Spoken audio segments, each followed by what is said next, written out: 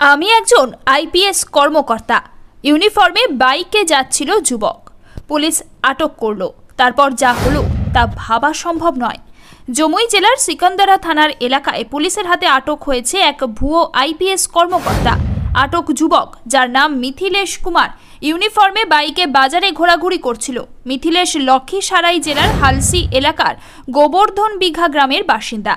আটকের পর পুলিশ যখন যুবকটিকে জিজ্ঞাসাবাদ করে তখন জানা যায় যে তাকে 2.3 লাখ টাকায় পুলিশ চাকরি দেওয়ার প্রলোভন দেওয়া হয়েছিল, যার মধ্যে সে ইতিমধ্যে 2 লাখ টাকা পরিশোধ করেছে।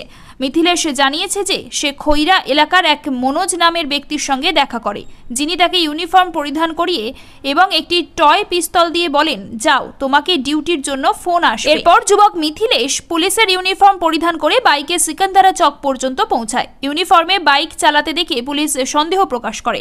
তাকে জিজ্ঞাসাবাদ করলে সে নিজেকে আইপিএস কর্মকর্তা বলে দাবি করে। এরপর তাকে আটক করে সিকান্দারা থানায় নিয়ে যাওয়া হয়, যেখানে জানা যায় যে সে মাত্র ম্যাট্রিক পাস এবং লক্ষীসারাই জেলার বাসিন্দা। মিথিলেশ জানায় যে সে কিছুদিন আগে খৈরা থানার পচভুর ঝর্ণায় গোসল করতে গিয়ে মনোজ সিংহের সঙ্গে দেখা করে, যিনি তাকে চাকরি দেওয়ার প্রতিশ্রুতি দেন। এরপর পুলিশে চাকরি দেওয়ার জন্য 2.3 লাখ টাকার দাবি করেন। আটক যুবক মিথিলেশ জানিয়েছে যে চাকরির জন্য সে তার মায়ের কাছ থেকে টাকা চেয়েছিল এবং পরে মামার কাছ থেকে ঋণ নিয়ে 2 লাখ টাকা মনোজকে দেয়। এরপর সে খৈরায় গিয়ে বৃহস্পতিবার মনোজ সিংহকে টাকা দেয়। মনোজ তাকে পুলিশের ইউনিফর্ম পরে পাঠিয়ে দেন। মিথিলেশের মা পিঙ্কি দেবী বলেন, রাতের বেলা মিথিলেশ ইউনিফর্ম পরে বাড়িতে এসেছিল এবং বলেছিল যে তার পুলিশে চাকরি লেগেছে। সে সারা রাত বাড়িতেই ছিল। আমরা কোনো টাকা দিইনি, তার মামা টাকা দিয়েছে।